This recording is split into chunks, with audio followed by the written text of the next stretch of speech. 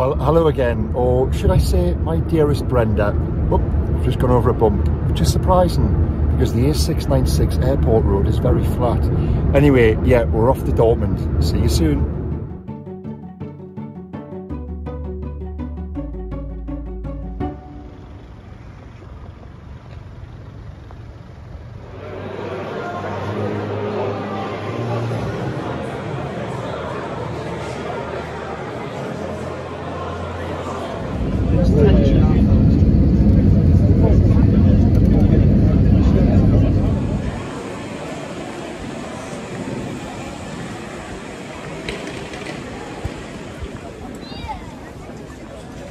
Well, here we finally are. It's Signal Iduna Park, guys. Have a little scan around. I'm the only one here right now. Tomorrow night there will be 80,999 others. A lot of you guys would have been at Milan a few weeks back. I thought that was tremendous. But this here, tomorrow night, I have to say, I haven't looked forward to a game as much in a long time. Not just because of the magnitude of it, and Newcastle need a result for me if they are going to keep alive the chances of the last 16, but just as much because I want to sample what that yellow wall is all about. I've been inside the stadium. If you watched the video I linked earlier today on Twitter, I'll put it again in the description below. I was here in February again, had a little wander around the dressing rooms, out on the pitch, so please watch that back if you can. But that wasn't for a game.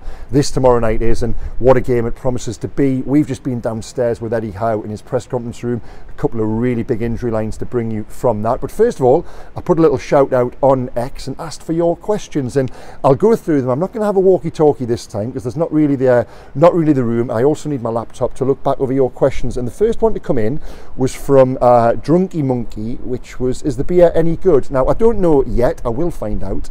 Absolutely, I will find out.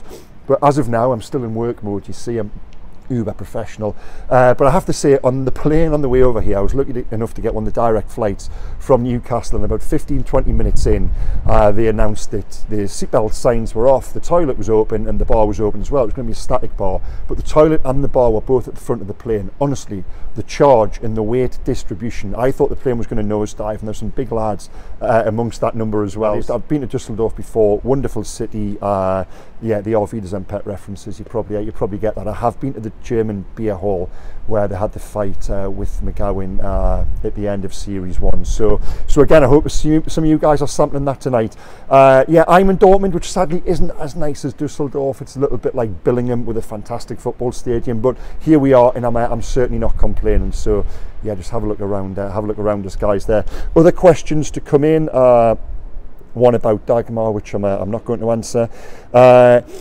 Injuries are at an all-time high now for the team. What's your back four? And there's also a question of, is it time to question Eddie's methods? Now, first of all, what's my back four for tomorrow night?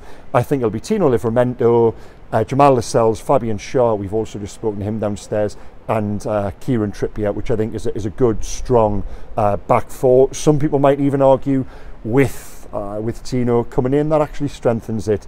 Now, the big news I was going to bring you was, of course, Dan Burn. Eddie has just confirmed to us downstairs there, and you could tell by the manner and the height from which Dan fell on Saturday against Arsenal, it was a bad injury. He's damaged the base of his spine. He's looking at 2 months out. Matt Targett, he's going to be looking at about 3 months out with that hamstring injury.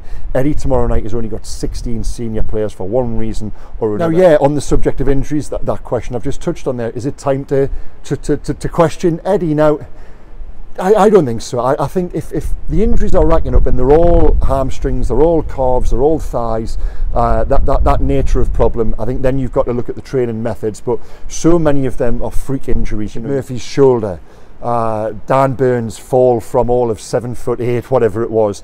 Harvey Barnes' injury as well, so not quite yet. And Newcastle, Eddie's just said to us downstairs there, you know, Newcastle aren't really training at the moment. They can't because of the run of the games. He quite cheekily said that the last 20 minutes down at Manchester United last week he actually used as a training session for the likes of Wilson and Trippier. So no, but they will be, of course, having those discussions internally is to see if there's anything they can do differently. But as of now, whereas under some previous managers you've looked at players that were played at certain times, and you thought, well, you could have done something differently there.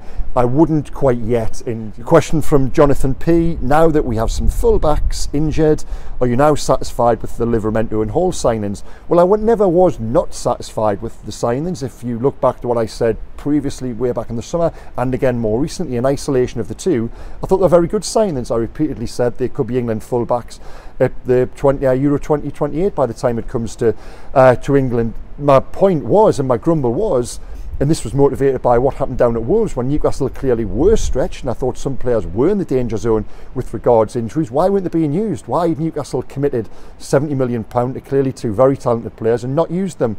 Well, now they have. They used them at Manchester United last week to great effect. Tino Livramento came on against Arsenal on Saturday and was tremendous, and he's probably going to start here again tomorrow night. That is the point I'm making. That is where we're at. So for now, for me, yeah, well, they look like more relevant signings in terms of this season. That was always the point I was making. Now, a few questions here about, do I expect Newcastle to loan a player or buy a player from a Saudi club in January, and what funds are available?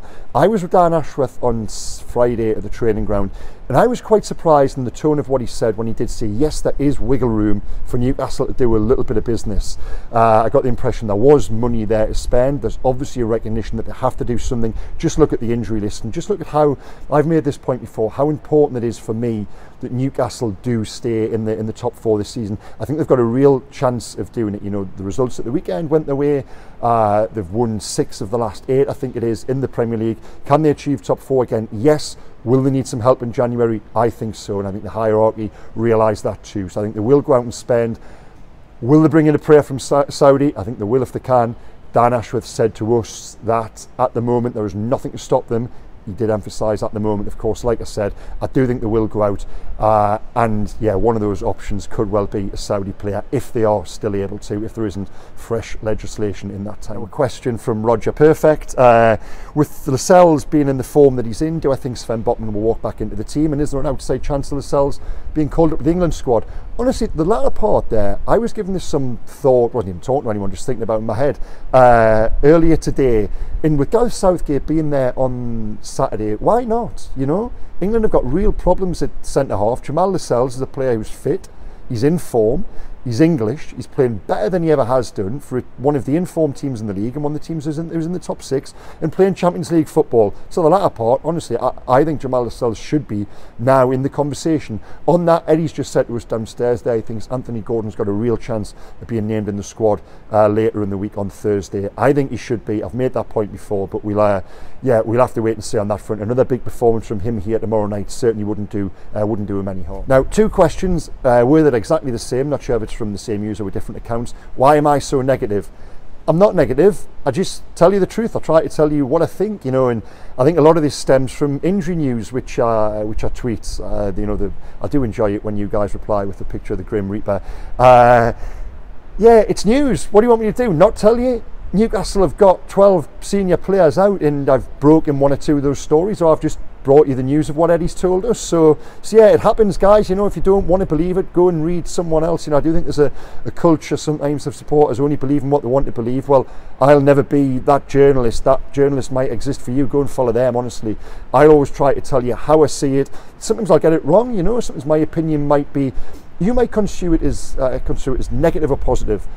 I never try to be negative or positive. I just try to be realistic and try to tell you what I think. You know, it's not my job to aid the club or to hinder the club. It's just my job to tell you what I believe to be news, what I believe to be true, and what I believe to see with my own eyes. And I'll never make any apology for that. And on the subject of never making any apology, that was the crux of what Eddie's just said downstairs. Please read the link in the description below.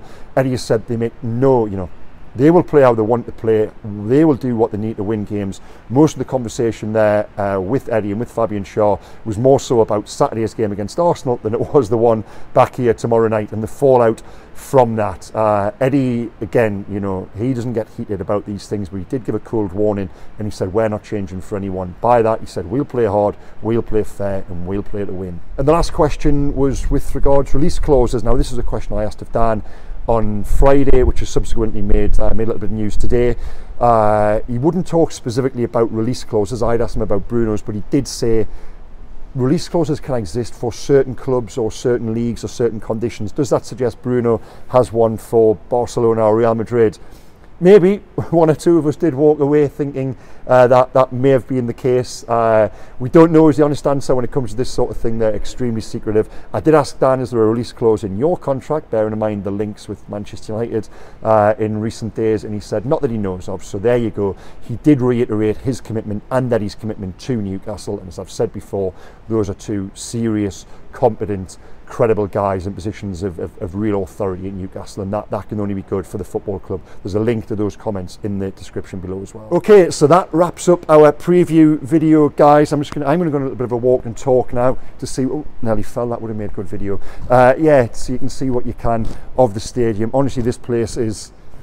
It's so to be here. I'm so fortunate to be alone in stadiums. They've just got this magic and majesty about them, and just, you know, look around the place and imagine it full tomorrow. If you are lucky enough to be here, you probably won't be watching this video now. You'll be out having a beer in Dusseldorf or Dortmund, and that's where I intend to head now. So please click on the links below, guys. I'll be back from these steps tomorrow, reflecting on a result that's going to have a huge say and a huge sway on whether Newcastle do make it through to the last 16 of the Champions League. Okay, thank you again for watching, guys. Please hit like, please hit subscribe, and for now, it's Auf Wiedersehen, pet. Bye-bye.